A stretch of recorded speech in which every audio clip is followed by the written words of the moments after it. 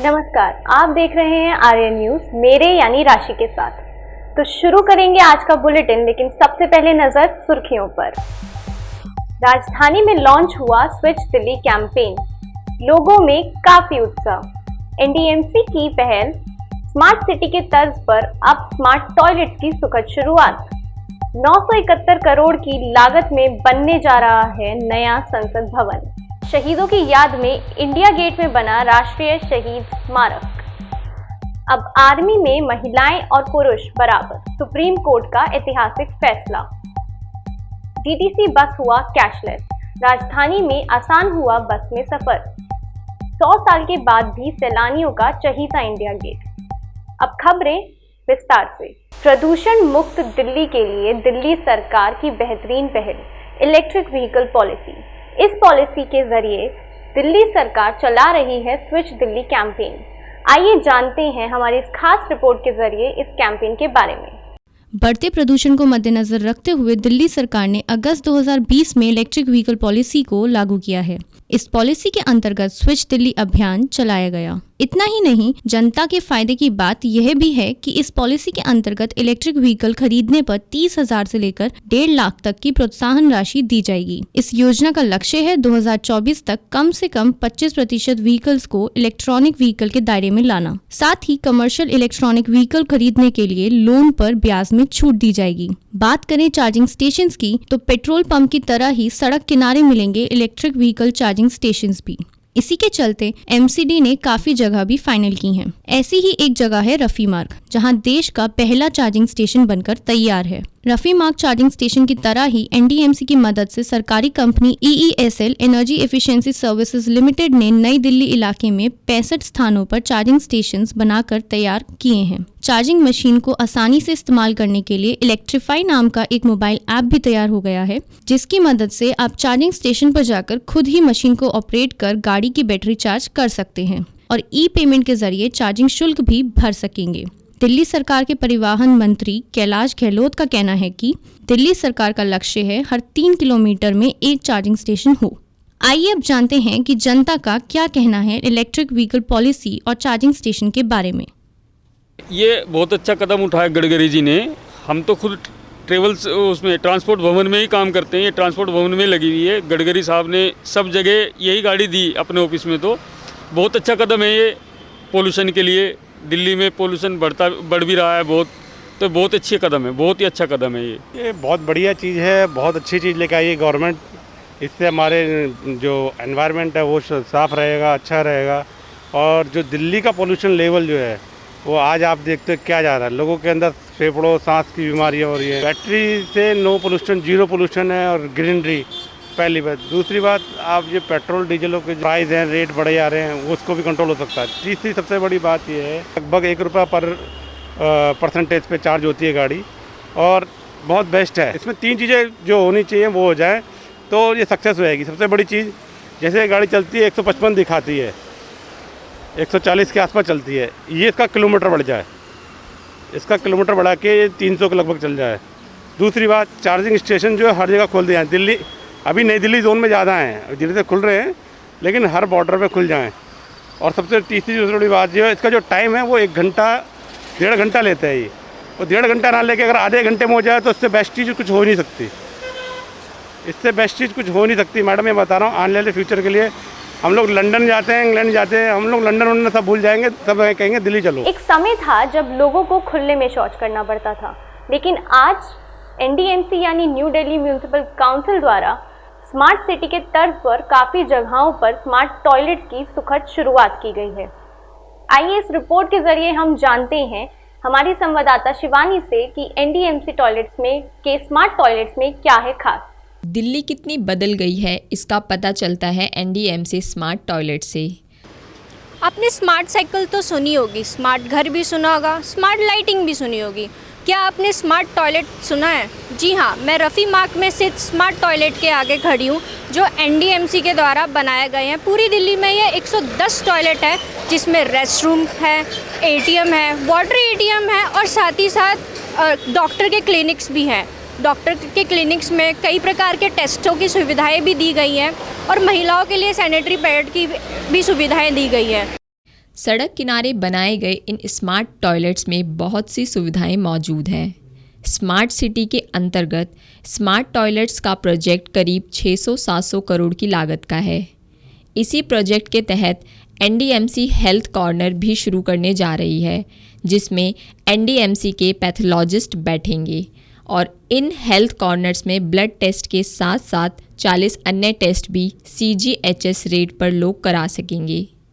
बता दें कि इन टॉयलेट्स को PPP मॉडल यानी कि पब्लिक प्राइवेट पार्टनरशिप के तहत तैयार किया गया है, जिसका मतलब है कि एनडीएमसी ने एक प्राइवेट कंपनी को स्पेस दिया है और इसी स्पेस पर कंपनी स्मार्ट टॉयलेट्स बनाएगी और टॉयलेट्स के बाहर ऐड के ज़रिए रेवेन्यू जनरेट कर उसका कुछ हिस्सा एनडीएमसी को भी देगी।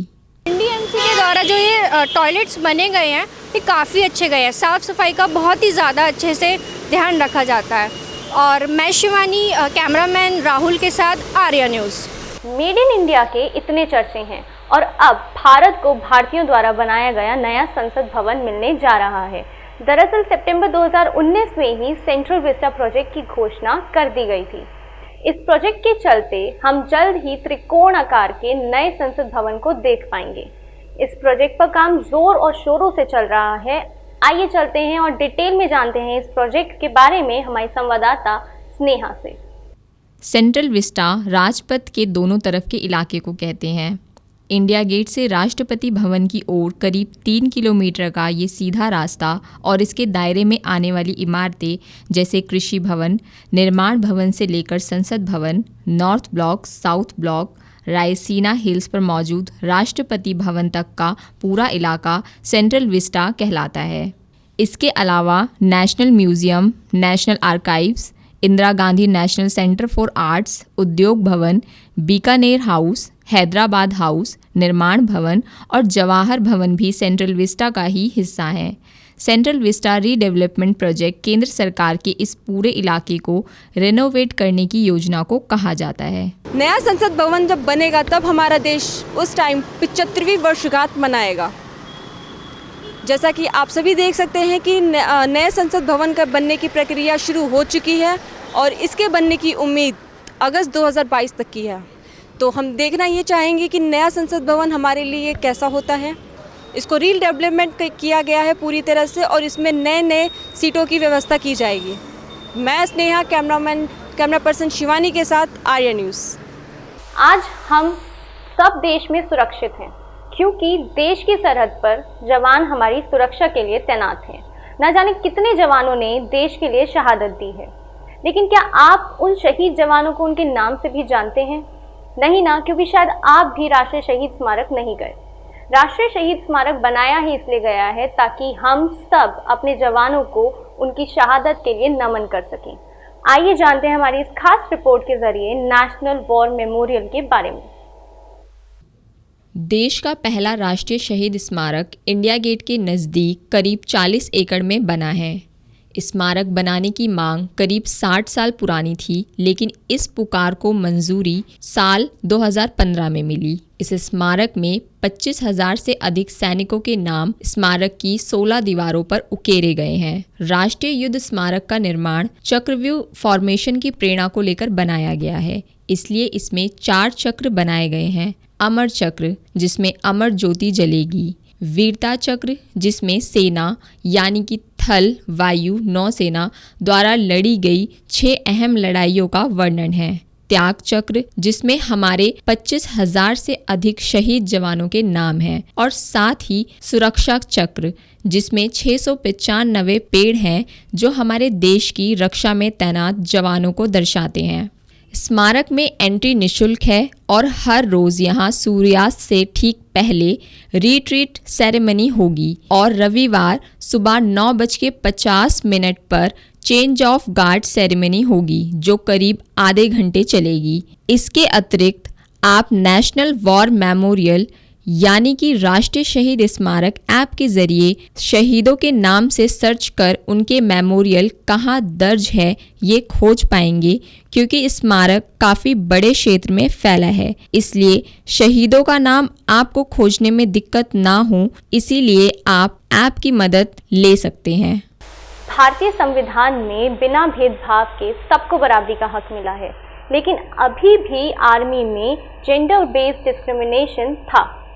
महिलाओं को सेना में बराबरी का हक नहीं मिला था, लेकिन 17 फरवरी 2020 को सुप्रीम कोर्ट ने आखिरकार बराबरी के इस हक को मद्देनजर रखते हुए महिलाओं को आर्मी में स्थायी कमीशन देने का फैसला सुनाया है। आइए जानते हैं और ज़्यादा इस ऐतिहासिक फैसले के बारे में हमारी इस खास रिपोर्ट में। जस्टिस चंद्रचूड़ की बेंच ने सुनाया ऐतिहासिक फैसला, अब स्थायी कमीशन की हकदार महिलाएं भी होंगी। 17 साल लंबी लड़ाई और अंत में महिलाओं की जीत। सुप्रीम कोर्ट ने फैसला सुनाते हुए केंद्र सरकार को कहा कि उन सभी महिला अफसरों को 3 महीने के अंदर आर्मी में स्थायी कमीशन दिया जाए जो इस विकल्प को चुनना चाहती हैं। बता दें कि अभी तक आर्मी में 14 साल तक शॉर्ट सर्विस कमीशन में सेवा दे चुके पुरुष सैनिकों को ही स्थायी कमीशन का विकल्प मिल रहा था, लेकिन महिलाओं को यह हक नहीं था। सुप्रीम कोर्ट के फैसले की 3 सबसे अहम बातें। सबसे पहला, स्थायी कमीशन।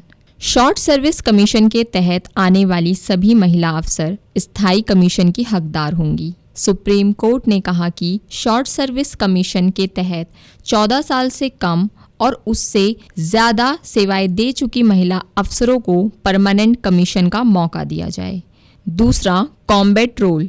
महिलाओं को कॉम्बैट रोल देने का फैसला सुप्रीम कोर्ट ने सरकार और सेना पर छोड़ा है। सुप्रीम कोर्ट ने कहा, जंग में सीधे शामिल होने वाली जिम्मेदारियां यानी कि कॉम्बैट रोल में महिलाओं की तैनाती नीतिगत मामला है। दिल्ली हाई कोर्ट ने यही कहा था, इसीलिए सरकार को इस बारे में सोचना होगा।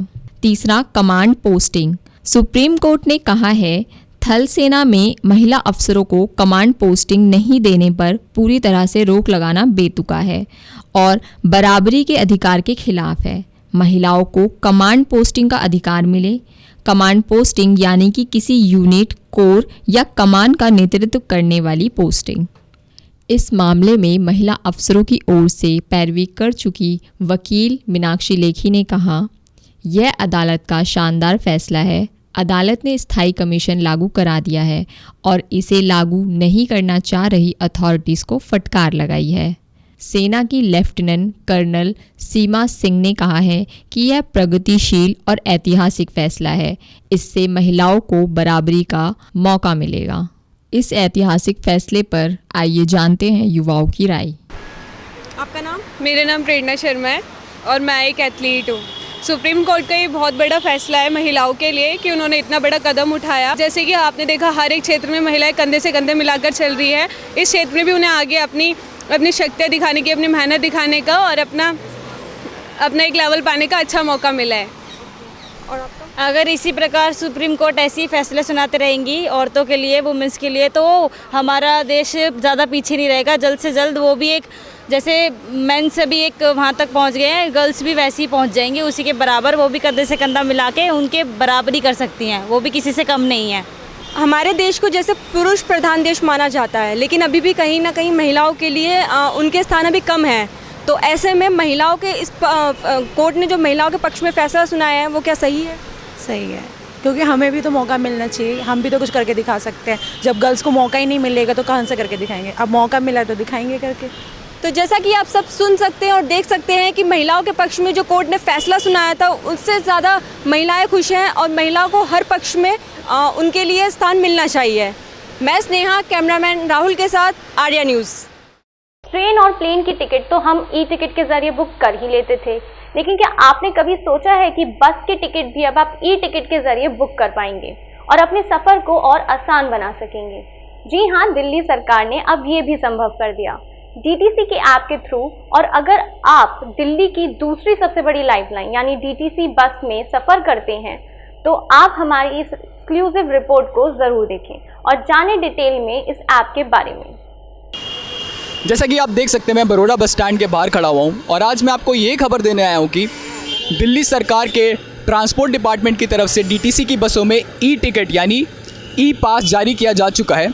इस ऐप का नाम है चार्ट CHARTR और इस मुहिम के चलते हुए अभी तक इस ऐप में से 50,000 टिकट बिक चुके हैं और जिनमें से 79% महिलाओं की टिकट थी। इस ऐप को इस्तेमाल करना बहुत ही आसान है। आपको बस के अंदर जाकर अपना ऐप खोलना है, QR कोड स्कैन करना है और आपकी टिकट वहीं बुक हो जाएगी। और अगर आप रोज़मर्रा की ज़िंदगी में DTC का उपयोग करते हैं तो ये आपको बहुत लाभदायक होने वाला है और आपकी बहुत मदद करने वाला है, क्योंकि टिकट के साथ साथ ये आपको आपके आने वाले स्टेशन की भी सूचना देता है। तो कैमरामैन कृष्ण के साथ संवाददाता क्षितिज कोहली, धन्यवाद। इंडिया गेट से आखिर कौन वाकिफ नहीं है। देश विदेश के सैलानी भी अगर दिल्ली आए तो वो इंडिया गेट जाना नहीं भूलेंगे। इंडिया गेट एक महत्वपूर्ण स्मारक है जिसे 80,000 से अधिक भारतीय सैनिकों की याद में बनाया गया था। इंडिया गेट हॉटस्पॉट है दिल्ली दर्शन का और हर वर्ष इंडिया गेट गणतंत्र दिवस की परेड का गवाह भी बनता है। और अब हमारा इंडिया गेट हो चुका है 100 साल का। 100 साल पूरे होने के बावजूद आज भी सैलानियों की पसंदीदा जगह है इंडिया गेट। आइए चलते हैं हमारे संवाददाता के पास जो मौजूद हैं इंडिया गेट पर सैलानियों के बीच। सैलानियों को मैंने जोड़ने की कोशिश करी है, तो देखते हैं एक सैलानी मेरे साथ खड़े हुए हैं, वो यहाँ आए हैं, उन्हें कैसा महसूस हो रहा है। सर आपका नाम बताइए। जी मेरा नाम सैयद मुजम्मिल हुसैन नकवी है और मैं जबलपुर से इंडिया मध्य प्रदेश जबलपुर से आया हूँ। जी बिल्कुल, यहाँ पर आए हैं सर, आपको कैसा महसूस हो रहा है? मुझे काफ़ी अच्छा लग रहा है और ये हमारा मतलब एक गर्व की बात है कि आज हम इंडिया के रहने वाले हैं, इंडिया देश के रहने वाले, हमें अपने आप में एक बहुत गर्व की बात है। हम गर्व महसूस करते हैं कि इतनी अच्छी हमारे यहाँ देश में, हमारे हिंदुस्तान में ऐसी चीज़ें हैं जो मतलब लोग पर्यटन, जो हमारे बाहर के लोग भी इसको देखने आते हैं और हम बहुत पसंद करते हैं। और मैं भी यहाँ पर आज आया हुआ हूँ इंडिया गेट में। काफ़ी मतलब अच्छा मतलब क्राउड और काफ़ी अच्छे लोग यहाँ पर मुझे देखने को मिल रहे हैं। बहुत अच्छा लगा मुझे यहाँ पर आके। सर आपका नाम बताइए। मनेंद्र कुमार। कैसा महसूस कर रहे हैं आप? मैं बहुत अच्छा महसूस कर रहा हूँ। इंडिया गेट इंडिया में एक पर्यटन स्थल के रूप में जाना जाता है। काफ़ी लोग यहाँ पे आते हैं और अपने जवान जो भी हैं भारत देश के, उनके मेमोरी में ये और उनके रिस्पेक्ट में यहाँ पे ये इंडिया गेट बनाया गया है। और काफ़ी लोग इकट्ठा होते हैं और यहाँ पे एक साथ एक मेला का माहौल बन जाता है। तो यहाँ पे आके काफ़ी अच्छा लगता है। मेरे मित्र भी आज बनारस से आए हुए हैं, तो इनको मैं पहले भी आ चुका हूँ इंडिया गेट पे, तो ये मेरे मित्र बनारस से हैं, तो ये भी घूमने के लिए आए हुए हैं, इंडिया गेट आए हुए हैं। आज ही ये दिल्ली पहुँचे हैं, तो इनकी इच्छा थी कि हम इंडिया गेट देखना चाहते हैं, तो हम लोग इंडिया गेट आए हुए हैं देखने के लिए। काफ़ी अच्छा लग रहा है। तो जैसा कि आप लोग देख सकते हैं, काफ़ी अच्छा महसूस हो रहा है इन्हें। मैम आप बताइए, आप कैसा महसूस कर रही हैं? मुझे यहाँ आके बहुत अच्छा लग रहा है। काफ़ी टाइम बाद हमने यहाँ पे आया है और लॉकडाउन के बाद पहली दफ़ा यहाँ पे आना हुआ, तो बहुत ही अच्छा लग रहा है यहाँ पे आके। एक निराशाजनक ये रहा कि हम लोग पास नहीं जा सकते हैं, इंडिया गेट के पास नहीं जा सकते हैं, वो एक निराशाजनक है। फिर भी हम लोग दूर से ही देख के संतुष्ट हैं। लेकिन पहले 1 साल पहले हम लोग पास भी जा सकते थे इंडिया गेट के पास, वो और ज़्यादा अच्छा रहता। अगर इसको खोल दिया जाता बैरिकेड, हम लोग पास जा सकते थे तो और बेहतर रहता। इंडिया गेट जो कि एक ऐसी जगह है जहां बच्चे बूढ़े जवान सब आते हैं और ये सबको बुलाता है। सब अपने यहाँ पर देश के लिए आते हैं, क्योंकि देश से बढ़कर कुछ नहीं। तो हमें यहाँ चलते चलते मिल गए हैं कुछ एक फैमिली, जिसमें बच्चे भी हैं, बूढ़े भी हैं, जवान भी हैं, और उन सब से हम बात करते हुए देखना चाहेंगे कि उन्हें यहाँ पे आके किस तरह का महसूस हो रहा है। तो चलिए बात करते हैं। आपका नाम बताइए। ऋतिका। और कैसा लग रहा है आपको यहाँ पर? अच्छा। आपका नाम मैम? मेरा नाम श्रुति वर्मा है। मुझे भी यहाँ आकर बहुत अच्छा लग रहा है। मैं यूपी से हूँ एंड स्टेट बैंक में जॉब करती हूँ। आपका नाम बताइए। काव्या है मेरा नाम। काव्या। तो कैसा लग रहा है आपको यहाँ पे आके? बहुत अच्छा। सर आपका नाम? मुझे बताओगे? मेरा नाम ऋषिश है। ऋषिश। सर देश के लिए यहाँ पर इतनी बेहतरीन जगह है और सारे आते हैं और देश हमेशा इसके लिए 26 जनवरी वगैरह सब चीज़ के लिए याद किया जाता है। तो आपको यहाँ पे आकर किस तरह की फीलिंग होती है? बहुत ही पैट्रियोटिक फील होता है जब भी शहीद स्मारक वगैरह देखता हूँ। यहाँ पे शहीदों के बारे में लिखा होता है, बहुत प्राउड फील होता है इंडिया के लिए। तो जैसा कि आप लोग देख सकते हैं, बच्चा हो बड़ा हो या कोई भी हो, देश प्रेम से बढ़कर कुछ भी नहीं। देश प्रेम है तो हम हैं, क्योंकि मेरा भारत महान है। तो आप बोलना चाहेंगे? बोलो। मेरा भारत महान। मेरा भारत महान। बोलो। आराम से बोलिए। मेरा भारत महान। तो बिल्कुल, मेरा भारत महान था, है और रहेगा। तो कैमरामैन हिमांशु के साथ मैं शशि कुमार, आर्या न्यूज़, दिल्ली। तो इस वक्त मैं मौजूद हूँ इंडिया गेट के सामने। जैसा कि आपको बताना चाहेंगे, अगर देश का दिल दिल्ली है तो उस दिल का द्वार है इंडिया गेट। आज इंडिया गेट को बने 100 साल पूरे हो चुके हैं। 10 फरवरी 1921 का वो दिन था जब इंडिया गेट की नींव रखी गई थी और यह 12 फरवरी 1931 को बनकर तैयार हुआ। शुरुआत में इसका नाम ऑल इंडिया वॉर मेमोरी रखा गया था, जिसे बाद में बदलकर इंडिया गेट रख दिया गया। तो हम इंडिया गेट के बारे में एक और चीज़ बताना चाहेंगे आपको कि यह एक ऐसी जगह है जो कि अपने आप में बहुत सारी किस्से कहानियाँ समेटे हुई है, जैसे कि हमारे सेना के शौर्य, ताकत और बलिदान के किस्से। यहाँ पर आके आप अपने देश के गौरव को समझ सकते हैं। इंडिया गेट एक ऐसी जगह जो कि बहुत ही महत्वपूर्ण है हमारे देश के लिहाज से। यहाँ पर दुनिया का सबसे बड़ा लोकतांत्रिक देश अपनी सैन्य शक्तियों को दुनिया के सामने प्रदर्शित करता है और इसी इंडिया गेट के सामने 26 जनवरी को हमारे देश के प्रेसिडेंट झंडा फहराते हैं। कैमरामैन कृष्ण के साथ रोहित, आर्या न्यूज़, धन्यवाद। तो इस बुलेटिन में बस इतना ही, लेकिन देश और दुनिया की बाकी तमाम खबरों के लिए आप बने रहिए आर्या न्यूज़ के साथ।